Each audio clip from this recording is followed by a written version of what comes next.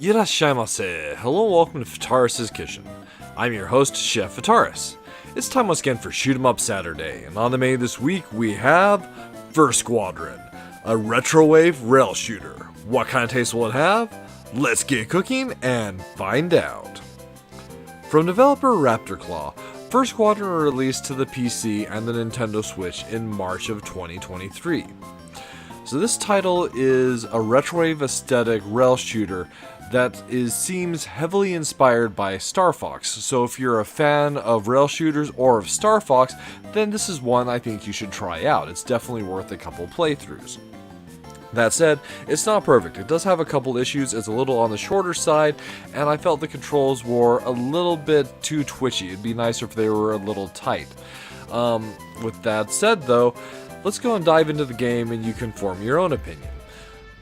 So here we find ourselves at the main menu. It's fairly bare bones. You've got this home, which really all it does is take you to the campaign screen, and this is where you would mainly start the stages you'd want to play. And there's also a settings with a couple options for language, controls. You do have the ability to invert your controls in this one, so that's quite important.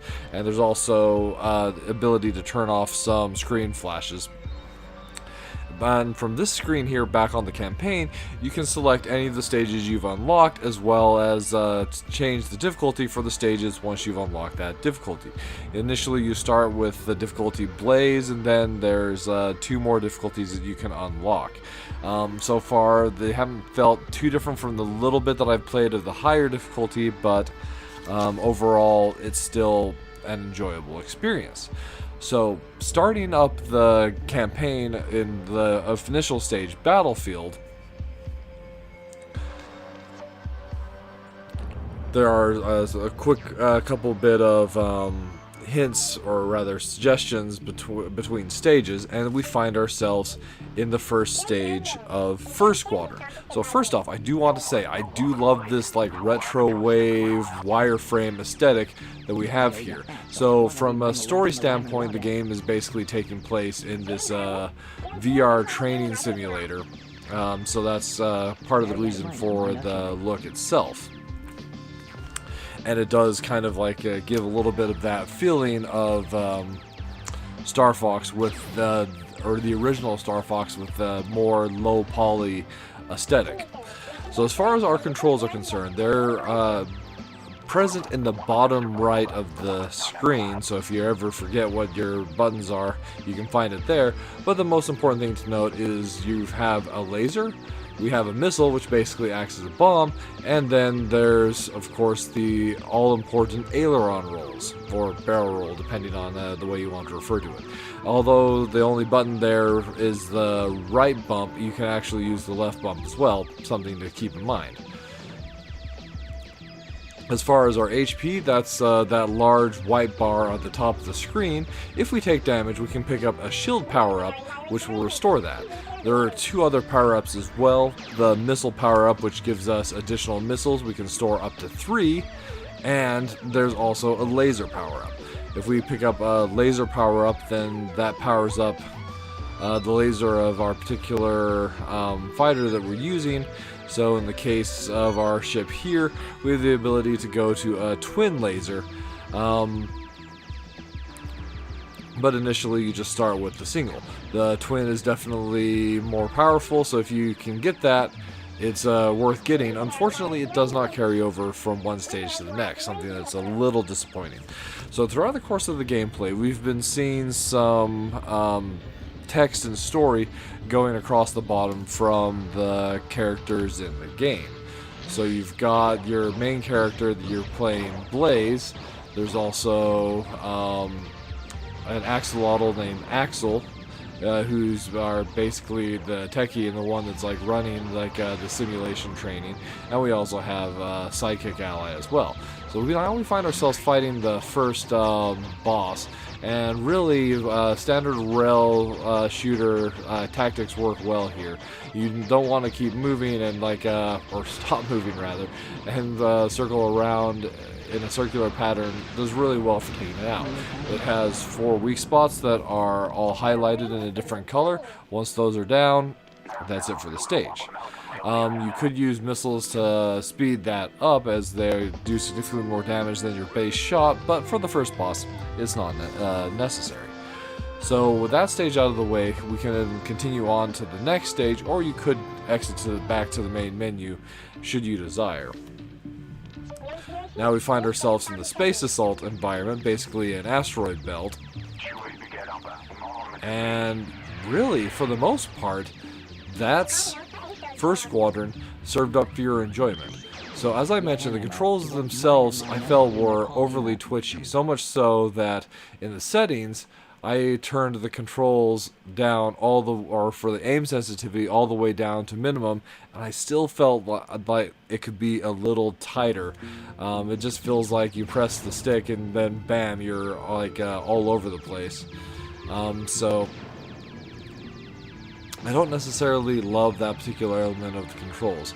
In addition, there are no speed up or speed down mechanics. You're just like set to the one speed, so sometimes it feels like you're going at a pretty decent pace, other times it just feels slow. It is possible to charge up your shot and lock onto enemies,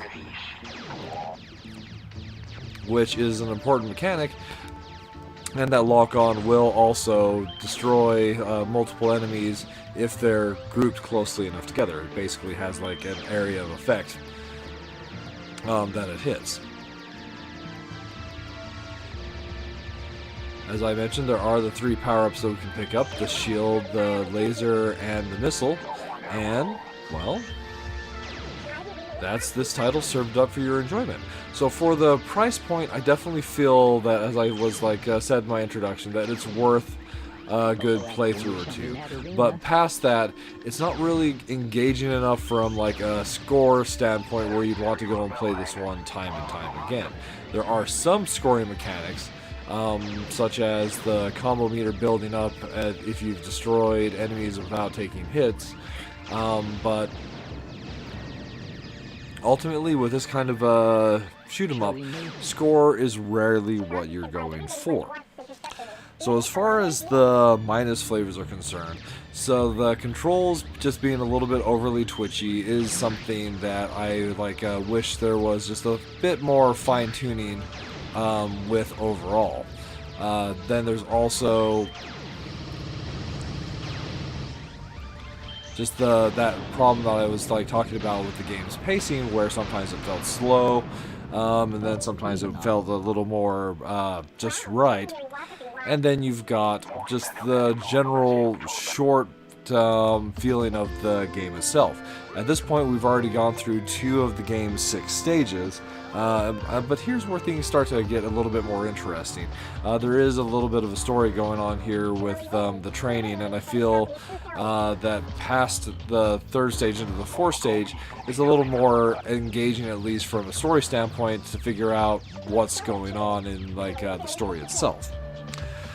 On the plus flavors, though, really, I gotta say, I do love this retro wave wireframe aesthetic that the game is sporting. It really, the colors, the whole framing, it's something that I just really enjoy, and it does capture kind of the feel that it's aiming for with emulating a title like Star Fox.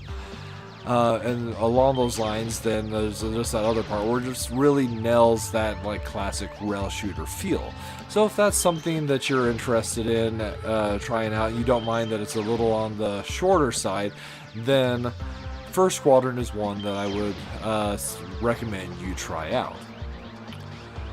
Alright, and that brings us to the end of this week's episode of Shoot 'em Up Saturday. As always, I want to thank you so much for joining us this week. I hope you yourself have a wonderful week, and I look forward to seeing you again next time.